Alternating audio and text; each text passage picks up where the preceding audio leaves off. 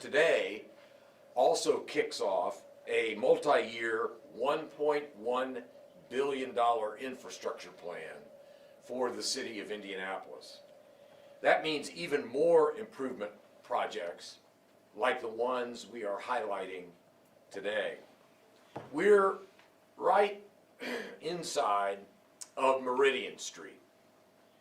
Residents, commuters, tourists, truck drivers often use Meridian Street when headed into or out of downtown. And it shows. The daily load combined with Indiana weather patterns, well, frankly, it creates a lot of deterioration and damage.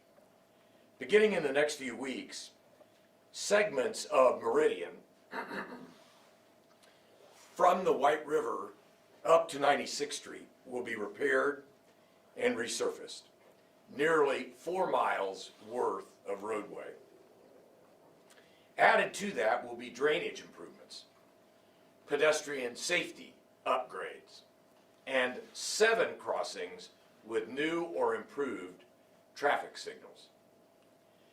This $8 million project is just one example of what the city of Indianapolis will be doing in 2023.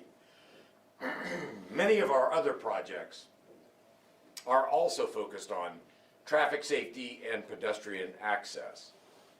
Those include the West Michigan Road Diet on the west side, further expansion of the cultural trail surrounding downtown, more than 148,000 linear feet of new or upgraded sidewalks throughout Marion County. Now, 148,000 linear feet works out to be about 30 miles of new sidewalks throughout Marion County. And of course, construction of the city's portion of the Nickel Plate Trail on our northeast side.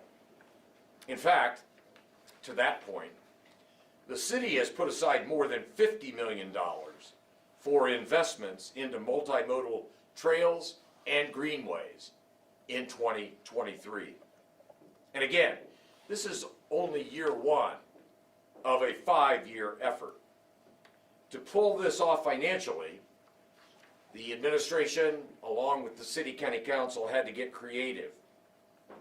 Meanwhile, the city continues to work with state lawmakers to fix a broken road funding formula. Because Indianapolis is a first-class city, it deserves an infrastructure that reflects the value it generates, not only for central Indiana, but frankly, in my opinion, for all of Indiana. Until then, the city will continue to do everything it possibly can to bring our residents, our neighbors, our citizens, a better, smoother experience of our roads, our trails, our bridges, and our sidewalks. With that, I'm very pleased and proud to hand things over to the City County Councilor for District 2, which is where we find ourselves today, Keith Potts. Keith? Appreciate you. Good morning, buenos dias. Glad to be here at Luna to break ground on this exciting project that we're going to be reconstructing Meridian Street, a long overdue project that has been a priority of mine since day one.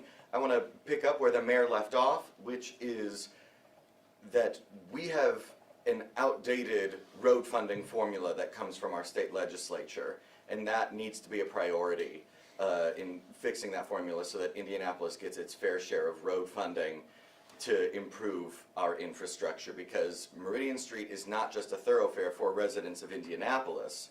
We see folks coming in from Hamilton County, from north of the city, and folks using Meridian South coming into Indianapolis every single day to go to work, to go to all of the amazing things that Indianapolis has to offer. So that is something that we need to see happen.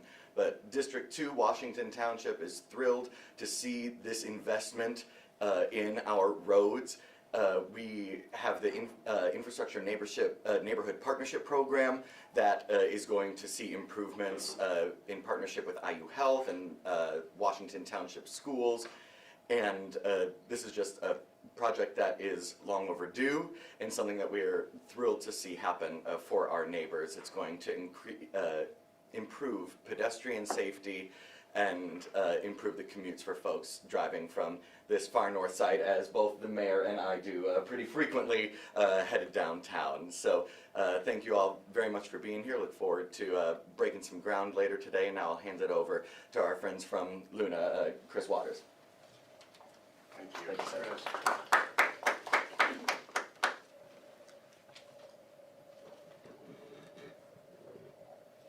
Just let me know if I go too fast. First of all, I just want to welcome everybody here to Luna Language Services. This is, Luna Language Services in its previous life was actually known as Indianapolis Interpreters. And as our offices have moved throughout the city over time, one of the commitments we always wanted to make was staying in an Indianapolis address. And so we've been in this location now for probably about 7 or 8 years. And for 2 years before that, we were just on the other side of 91st. On top of that, I grew up in Carmel, Indiana, and spent my whole adolescence driving down Meridian Street to go to Pacer games, to go to Colts games, and understand the importance that the Meridian Street corridor plays, not only to like the entertainment value of people in the north central suburbs and the people on the north side of Indianapolis, but really the economic, it's kind of a vital economic artery to our entire city. Also, as the owner of this building as well, the increase in property values that you're adding not only to the commercial owners but the residential owners as well is a benefit that I think most people will feel from a project like this.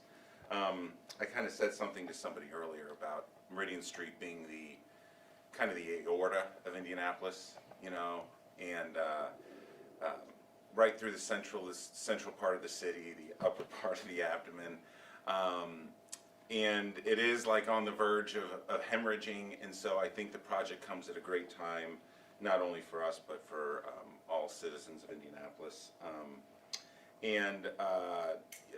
This business plays a vital role in welcoming new immigrants to our city, and to have a smooth and accessible entry not only puts Indianapolis in a good light, but our business as well. So I think this project is a great thing for the city. I was listening to all of the mayor say all of his streets and projects earlier, and I'm sure as we all were, we were listening for our street or our neighborhood to come along. So the fact that it is hitting us is greatly appreciated. And I would like to introduce Brandon Hogsett, Director of the Department of Public Works. Hey, Brandon. Thank you, Chris, and thank you to Luna for being a gracious host and a great, terrific community partner for the city of Indianapolis. I'm going to briefly highlight the 2023 construction season, project details about this specific project here, Meridian Street, that we're celebrating and breaking ground on today before opening up for questions. So at a high level, the $1.1 billion 5-year capital infrastructure plan that the mayor referenced, that includes $443 million of investment this year when you also include our stormwater infrastructure program. That equates to 65,964 linear feet of new sidewalks, 82,489 linear feet of rehab sidewalks. There's 108,177 feet of new trails, 1,191 new ADA ramps, 214 new lane miles of street rehabilitation, 73,941 linear feet of new storm sewers, and 16 bridge rehabilitation projects. The construction season in 2023, you can see the map behind me here, and it includes projects that residents may see across the county during our construction season, again kicking off today, and we're proud to announce that here in March. and ongoing projects. Some of them were winterized last year. I know they're in front of the CJC campus is a good example of one that just weather shut us down towards the end of construction. So this map also includes those that need to be finished out that rolled over from last year. This map that is behind us today, including all those construction projects, is going to be found under indy.gov/DPW under major transportation and infrastructure projects. Again, that will be live on our website, indy.gov-DPW under major transportation and infrastructure projects. I'd also like to take a brief moment and highlight that pedestrian safety from a policy perspective is something that DPW has been looking at along with the mayor and the council over the last couple of years. And this construction season is really going to highlight that as we work to build out these capital programs, engineering, design. There's always a lag time, so pedestrian safety is at the forefront of our minds this construction season.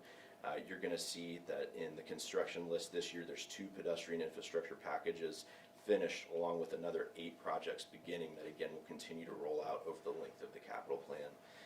Project details again for this specific project here on Meridian Street. It's a $3.8 million segment. It runs from the White River Bridge to just south of 96th Street, and upgrades the existing stormwater drainage system, including replacement of 1,500 feet of pipe and 30,000 tons of hot mix asphalt pavement. It's a large number, 30,000 tons of hot mix asphalt. Repair and replacement of curbs, sidewalks, and ADA compliant ramps, as well as traffic signals enhancements, and which is going to be an improvement to public pedestrian safety. All in, that's an $8 million project. And during maintenance, traffic is going to be restricted to 1 lane, so please be careful and mindful as you're out on the roads in this area. Again, anticipated to be completed by the end of 2023. I'd like to take a moment and just thank the partners we have on this project. The designer is Clark Dietz, the contractor is Howard Asphalt, our engineering firm is American Structure Point, our DPW staff, Erica Miller and Jason Watt, I know are here with us today. We don't do these projects as a city without strong partners, and so we're thankful to all those firms that we have contracts with that are working with us. I know our DPW crews are out there today patching potholes. Mayor, councilors, as I was driving up, I saw an operations crew out. So our crews are out, our contracted crews are out, and we're going to get our roads up and running as quickly as we can as we rebound from the winter. So with that, I believe I'm happy to open it up for questions, and thank you all for being here today. Brandon, in a general sense, how would you compare this construction season to others the city has seen before? Yeah, I'd say every construction season is going to be unique. What makes this one, I think, especially unique and exciting is the increase in investment. Again, as the mayor pointed out at the beginning of his remarks, we're in the first year of a $1.1 billion 5-year infrastructure program. It's the most money the city of Indianapolis has ever invested in our transportation infrastructure. I know that's something that the mayor's office and the council worked hard to be able to identify those funds. And so I think that makes this year unique and something we're excited about. So 2023 marks the beginning of the 1.1. Yeah, last year in the budget process for this fiscal year beginning 2023, that investment's being made. And then Meridian Street project will start when? The Meridian Street project starts here this month. That's why we're doing the groundbreaking today. And again, should be completed by the end of 2023, unless weather or something gets in the way. Down to 1 lane? For Yeah, that down to whole 1 lane, not necessarily during the whole time, but as needed. So again, just be mindful of the signage that we put out in MOT. As far as the funding formula, I guess this is for whoever wants to take it. Are those talks underway at the state level now, or what's the status of those talks? And is that something we would look for possibly next session, or what's that status? I'm happy to speak to that. Yeah, you can follow up, Brandon, but we truly are, as a metropolitan area, I include all of the contiguous counties, working diligently over in the state legislature to update what is, by any stretch, an inequitable funding formula, road funding from the state to, and I say the metro area because the contiguous counties are incredibly populated and growing. So they are starting to see the kind of deterioration of some of their roads that high traffic volume creates. So one bill that I'm very encouraged about passage this year is Aaron Freeman's legislation, which would change the receipt of our road funding to include the entire population of the city of Indianapolis in the distribution of those funds. Under current law, it is determined by fire service districts. As you may be aware, Pike, Wayne, and Decatur have their own township fire departments. So the 200,000 residents in Wayne, Pike, and Decatur are not included currently in the funding formula distribution of road funding for Indianapolis. As a result of Senator Freeman's legislation, the entire population will be considered. Now that will, it's estimated that will give the city $10 million additional dollars in road funding from the state, which is just the tip of the iceberg. We're trying to change the specific road funding formulas so that it's updated along the lines of vehicle miles traveled. In other words, it is more responsive to how much the roads in Marion County, in and around Marion County, get used and the volume of traffic. Currently, under the formula that the legislature has historically allowed, one center lane mile in a rural community produces the same amount of money that we receive for one center lane mile of, for example, Meridian or Keystone. And the inequity of a two-lane state highway being given the same amount of money for one lane mile of repair as a 6 or 8 lane major thoroughfare is just outdated. And that's what we're trying. Now, that change in the road funding formula, I don't want to be a prognosticator. I don't think that's going to probably be passed by the legislature. But those talks are ongoing, and we are optimistic. I've probably gone on too long, but do you want to add anything to that? No, I think you said it very well, Mayor. I wouldn't add anything other than, I think we're very optimistic at this point. I think this is the furthest we've gotten. Bill's actually moving through the process. So this late in the game, I think we're very optimistic at this point. And that was a piece on the Freeman bill about population determining that. Yeah, I really do think that. I know that Senator Freeman's bill passed out of the Senate, and it's over for consideration to the House now. And I do think that there is a general acceptance that the entire population of Indianapolis ought to be included in an Indianapolis-specific allocation. What remains a bit problematic is changing the structure of the formula itself, where, for example, and I love Ohio County, Rising Sun. Who couldn't love Rising Sun, Indiana? But it is by far receives proportionally more state dollars for their state roads in Ohio County. And you know who's last? By the way, Ohio County's first. Do you know who's last proportionally? Marion County. It just doesn't, it makes historic sense, but it doesn't make contemporary sense. Mayor, if there isn't something more dramatically done in terms of funding formula, can you talk a little bit about the stakes for the city? Because you don't have infinite resources to tackle this problem, and based on reporting we've already done, you're behind in the project. Oh yeah, there's no question that with the winter weather that we endure each and every winter, and with the number of the lane mile roads that we have to maintain in Marion County, because we're responsible for all roads throughout Marion County, we play catch up every single year. We'll continue to be creative. The council has been very deft at helping us with this $1.1 billion program. But yeah, at the end of the day, we're going to have to see support from the General Assembly that is more.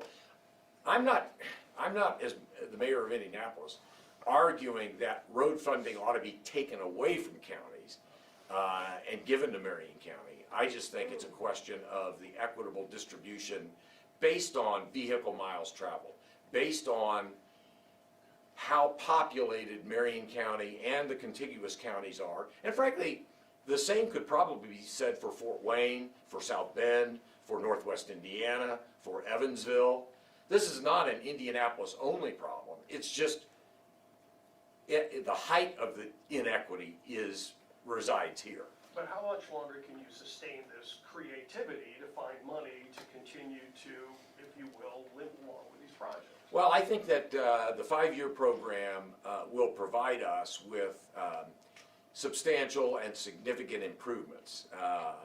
And I'm grateful that the council agreed in our budgeting process. Beyond 5 years, it's probably going to have to take a collaborative effort between city funding, more state funding, and frankly, tapping into whatever federal infrastructure monies might be available. I would hope that having Secretary Buttigieg in the position that he currently holds may very well bode well for the state of Indiana, although he has 49 other states that he's having to consider. But yeah, a combination of city, state, and federal support is the long-term solution to what is a perennial problem. Last question, regardless of source, we're talking billions, right? Oh, yeah. One study suggested that to get Marion County adequately repaired, all roads in Marion County, you're talking about a $1 billion project. And that would be over a 1-year period of time. And that's just roads. That's just roads. That's just roads.